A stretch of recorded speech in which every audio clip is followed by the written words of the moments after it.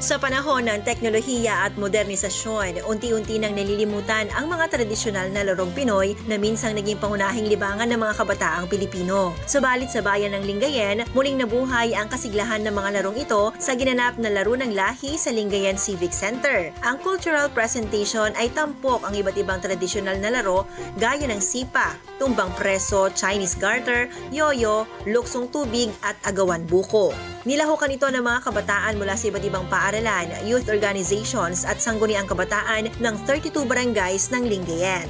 Sa bawat laro, makikita ang kasiyahan at kagalingan ng mga kalahok na tila baga nagbabalik sa kasaysayan ng kanilang mga magulang at lolo't lola na minsan ding naglaro ng mga ito. Hindi alintana ng mga kabataan ang hirap na dala ng bawat laro. Sa halip, nangibabaw ang kanilang kasiyahan at pagkakaisa. Makikita sa kanilang mga ngiti at sigaw ang tagumpay at tunay na diwa ng mga larong Pinoy, ang pagbibigay ng saya at pagbubuklod ng komunidad. Ang unang laro ng lahi ay inilunsad noong 10 ng Pebrero taong 1984 sa Lawag, Ilocos Norte sa pangunguna ng nooy Ministry of Education, Culture and Sports na ngayon ay Department of Education.